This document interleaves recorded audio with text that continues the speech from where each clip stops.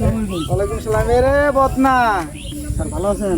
আছি আলহামদুলিল্লাহ। তুমি কেমন আছো? এখন কি করতেছো? স্যার আমি তো আপনার পেশায় নিয়োজিত আছি। আমার পেশায় মানে? আমি এখন বর্তমানে আপনার শিক্ষাগত পেশায় নিয়োজিত আছি।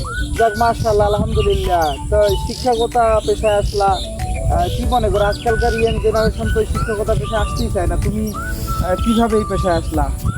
স্যার কথা হলো কি যে আমি আপনার মানে অনুপ্রেরণায় আমি শিক্ষকতা পেশায় আমার আসছি। অনুপ্রেরণা মানে বুঝলাম না, আসো একটু বসি কথা বলি, আসো। স্যার আমরা এখানে বসে আছি। আচ্ছা ঠিক আছে বদনা, এখানেই বসি, বসো বসো। কথা বলে। তো বদনা, আসলে কিভাবে তুমি যে বললা যে আমাকে দেখে অনুপ্রাণিতটা কিভাবে বলো তো একটু শুনি। মানে স্যার কথা হলো কি, মানে আমি যখন ক্লাস 6-এ পড়ি আচ্ছা ওই সময় আমি তো স্কুল থেকে ছেড়ে চলে যাব। আচ্ছা আচ্ছা ওই সময় অনেক গরিব ছিলাম আমি। আচ্ছা আমি গরিব ছিলাম বলতে বাবা অনেক গরিব ছিল, পড়াশোনার খরচটা ও সেভাবে দিতে পারতো না। পরে ও আমার ক্লাসের আমার ফ্রেন্ড খুব সুন্দর একটা ঘড়ি হাতে দিয়ে আসতো প্রতিদিন। আচ্ছা আমি ঘড়িটা দেখতাম, ঘড়িটা দেখি আমার খুব ভালো লাগতো ঘড়িটা। ভালো লাগার পরে আমি সেই ঘড়িটা সে একদিন হাত থেকে খুলে সে পকেটের ভিতরে রেখে দিচ্ছে। হ্যাঁ, আমার মনে পড়ছে, ঘটনাটা মনে পড়ছে। হ্যাঁ হ্যাঁ, বলো বলো। পকেটের ভিতরে রেখে দেওয়ার পরে সেই ঘড়িটা আমি ওর পকেট থেকে চুরি করি। হ্যাঁ হ্যাঁ চুরি করার পরে সেই ঘড়িটা হারাই যাওয়ার পরে সেই ছেলেটা অনেক খোঁজাখুঁজি করে। খোঁজাখুঁজির পরে যখন না পাই তখন আপনাদের কাছে বিচার দেয়। বিচার দেওয়ার পরে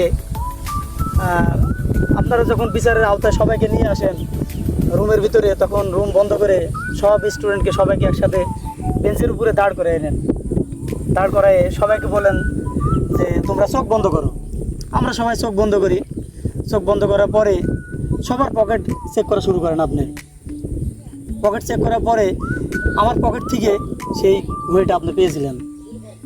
তখন আমি একটা জিনিস ভেবেছিলাম যে এই ঘড়ি আমি চুরি করেছি, অথচ এতগুলো মানুষের সামনে আমাকে আপনি ছোটো করেন নাই, অপমান করেন নাই। সেই জন্য সেই থেকে যারা শিক্ষকতা করে এবং আপনি যে শিক্ষক, এই আপনার অনুপ্রেরণায় আমি শিক্ষকতা পেশায় নিয়োজিত হয়েছি। আচ্ছা আচ্ছা, আমি তোমার ঘটনাটা আমার মনে পড়ছে বদনা। আসলে ওই দিন ঘটনাটা হয়েছিল কি, আমি তোমাকে বলি।